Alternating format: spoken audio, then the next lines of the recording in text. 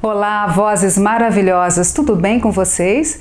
Vocês já tiveram alguma situação em que vocês foram para casa depois de uma apresentação meio tristes? Eu sou a Márcia Tawil e esse é o canal Voz Possível. E se você acha que não consegue aprender a cantar, esse canal não é para você. Você pode. Aqui nós vamos além de apenas o ato de cantar.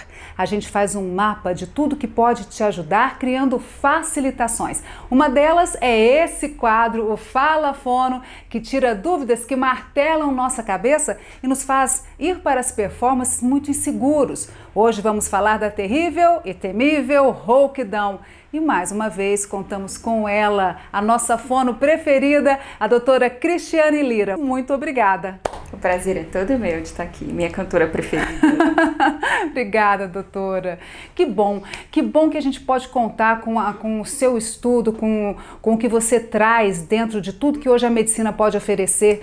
A gente acorda rouco. Vamos começar de uma forma assim, preste atenção. A gente só acordou rouco devido a condições do próprio ato de dormir. Não cantei, fiz nada, eu acordei rouco. O que eu posso fazer? Eu posso já me preocupar? Como é que eu penso nesse momento? Então, quando a gente acorda, a nossa voz tende a estar mais grave. Algumas pessoas sentem a voz mais rouca de manhã. E ao longo do dia, essa voz vai aquecendo e vai melhorando. Como você disse, pelo próprio ato de dormir, a musculatura está toda descansada e ela vai se aquecendo ao longo do dia e a voz vai melhorando. Agora, se essa rouquidão que você acorda todos os dias não melhora e persiste, ela precisa muito de ser investigada, porque rouquidão não é normal. Nunca é normal, né? Assim, a não ser, como você acabou de dizer, que esse agravamento da voz, às vezes até uma preguicinha, né? A gente, que sono, né? Aquele fry maravilhoso. É por isso que a gente tem que se conhecer. Exatamente. E contar com a ajuda de um profissional, né? Até é legal que a doutora me ensinou aqui como que se fala rouquidão cientificamente, né?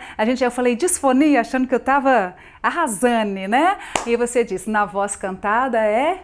Disodia. Qualquer alteração na voz cantada a gente chama de disodia. E na voz falada que é a disfonia. E a afonia, a ausência? Quando está completamente sem voz. Quando não tem mesmo a fonação. A produção da voz a gente chama de afonia.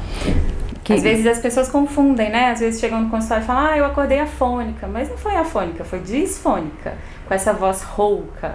Quais as outras causas que podem nos levar a ficar roucos? Então, são diversas causas de rouquidão. Ainda sem estarmos falando que foi num palco. Ok. Da parte fisiológica. Fisiológica. Então, Isso. Às vezes a gente acorda com um edema na prega vocal, até por uma causa orgânica, por uma laringite, por uma gripe. A gente tende a ficar mais rouco nesses quadros em que a gente adoece. Esses quadros são mais orgânicos, não dependeu do uso da voz. Você teve um resfriado, teve uma sinusite, alguma coisa assim, a prega vocal ficou um pouco inchada e pode dar um pouquinho de rouquidão. Ou às vezes até a laringite mesmo, uma infecção na laringe pode dar alguma rouquidão. Isso é orgânico. Mas essas coisas normalmente vão melhorando à medida que você está melhorando também do seu quadro da gripe ou da laringite, isso vai melhorando. Sempre bom procurar um médico, mesmo em quadros que você já está acostumado a ter, né? Não, estou com sinusite e tal, mas é bom a gente procurar. E existem disfonias que são comportamentais, que isso acontece muito com cantores. Porque é por causa do uso da voz, do comportamento que a gente tem, do esforço que a gente faz. E elas podem ser simplesmente pelo abuso da voz, por não usar corretamente. E aí, às vezes, vai fazendo trauma em cima de trauma, principalmente cantores que começam a aumentar a demanda, né? Antes cantava só sábado e domingo, aí de repente começa a cantar quinta, sexta, sábado e domingo. E aí, quando não usa isso corretamente, usa um esforço maior, vai fazendo trauma em cima de trauma ali. E aí, esta voz pode até gerar uma lesão na prega vocal. Então, a gente tem disfonias comportamentais sem lesão e comportamentais com lesão na prega vocal, que a gente vai fazendo tanto aquele esforço repetitivo que vai chegando a gerar uma lesão. Então, por isso que a gente sempre fala, fique atento à sua voz. Sabe quando você falou do autoconhecimento? Quando a gente se conhece, a gente sabe quando uma coisa está errada. O mais importante, quando eu falei da demanda, do cantor que canta, aumenta a demanda, canta de quinta a domingo e começa a ficar rouco no final desse fim de semana. Mas se essa voz se recupera bem no outro dia, é um bom sinal. Que cansou, às vezes a fadiga traz a rouquidão, mas ela se recuperou muito bem. Agora, se essa rouquidão persiste, o autoconhecimento é importante. Você precisa procurar uma ajuda profissional, precisa procurar um médico e, se precisar, até fazer fono para melhorar essas questões. Bom, a gente então sabe aqui agora que a rouquidão pode ser causada por coisas diferentes. Com isso, a gente já se ligou que os tratamentos para ela devem ser de acordo com a origem. Então, nós vamos abranger essas causas aí comuns que ela falou em relação aos tratamentos. Por que não podemos, de jeito nenhum, nos automedicar? A gente não pode fazer sozinho. Alguma coisa a gente pode fazer sozinho a partir do momento que a gente se conhece, que a gente procurou um profissional que lhe ensinou. Agora, como que eu vou me medicar se eu fiquei rouca devido a uma inflamação e não a um cansaço vocal? Ou a um cansaço vocal, achei que eu estou inflamada e vou tomar o remédio sem necessidade. Uhum. Então, eu gostaria que você falasse se isso acontece muito. Os cantores são pessoas muito sensíveis, a gente fica, ó minha voz, isso é uma coisa. Então tem isso também, uma rouquidão que até piora pelo próprio medo de estar rouco. Como que você, como fono, lida com isso com a gente cantor? Então, isso é muito importante, Márcia. Nunca se automedique. Nunca. As pessoas às vezes têm o hábito de chegar e falar assim, não, mas da outra vez que eu fui ao médico, funcionou esse remédio. E aí a pessoa vai repetindo esse remédio em qualquer quadro de rouquidão. E às vezes o que é pior nisso? Mascara. Mascara aquilo que está acontecendo de verdade. E aí o remédio dá uma aliviada, mesmo sem ter sido receitado pelo médico. Às vezes dá uma aliviada e está mascarando um quadro pior que você possa estar tendo. Então o tratamento é se observe. Se observe. A voz não está melhorando? Procure médico. Não adianta. Não existe remedinho para uma rouquidão persistente sem a gente saber a causa. A gente precisa investigar e saber o que está acontecendo. Então, doutora, o que eu quero te pedir para fechar o nosso quadro Fala Fono de hoje é o seguinte: a minha voz não acordou rouca ou acordou só agravada pelo sono e eu não quero ficar rouca, eu quero mantê-la saudável. Eu ainda não procurei uma fono, não procurei um professor, uma professora de canto.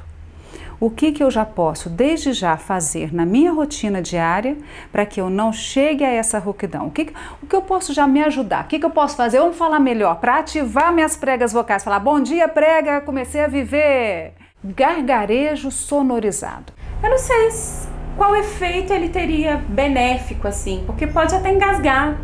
Porque o que acontece? Quando você levanta o pescoço e faz gargarejo ali para fazer um exercício, se cair alguma gotícula de água aqui na laringe, o primeiro reflexo é engasgo. Por quê? Porque é proteção. Exato. A primeira função da laringe ali é proteger. Então ele vai até machucar. Se você engasgar durante um gargarejo, você pode começar a bater né? Uma prega vocal uma contra a outra e até machucar. Circular a língua ao redor dos dentes. Então vamos lá. Circular a gente chama... Até brinca que fala que é roda gigante, né? A gente... A fim de... Ó, estamos falando de disodia, rouquidão. Exatamente. Tem alguma coisa a ver com a rouquidão? Então, não vai afetar em nada a qualidade da voz ficar rodando a língua na boca. Mas pode soltar a língua. Então, se é aquele cantor que tem uma tensão de língua muito grande, que às vezes ele nem consegue produzir uma nota muito bem executada, porque tem muita tensão de língua ali.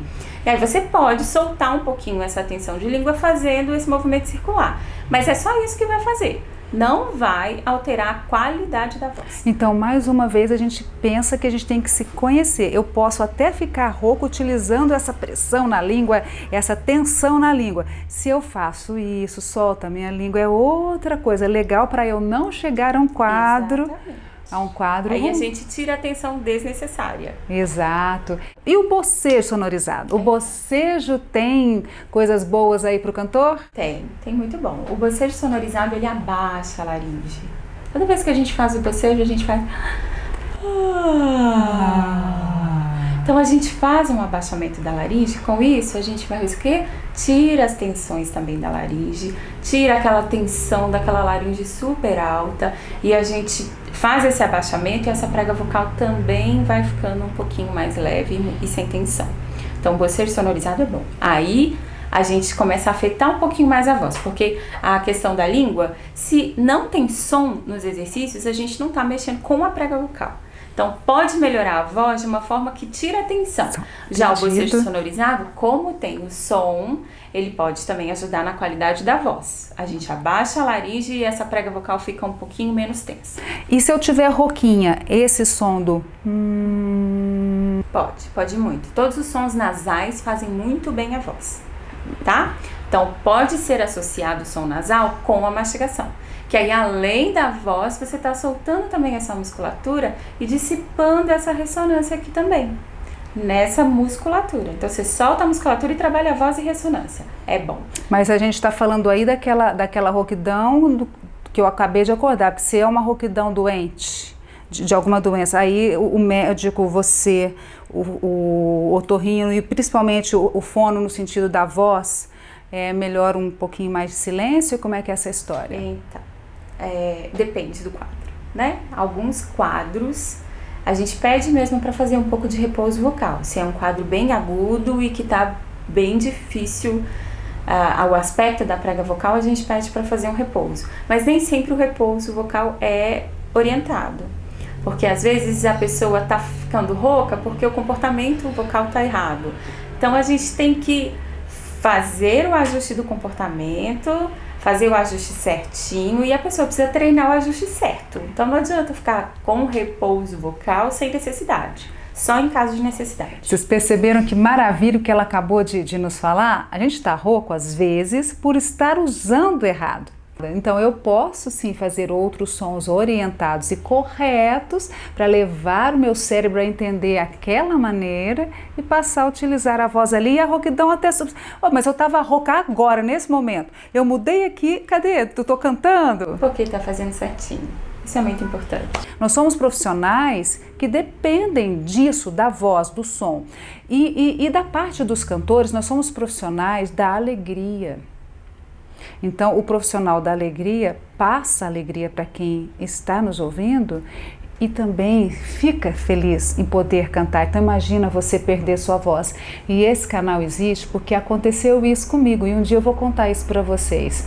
Ela me ajudou muito. Então, por que será que eu perdi a voz? Fiquei mais de 10 anos tentando descobrir e por isso eu fiz esse canal, para ninguém passar pelo que eu passei.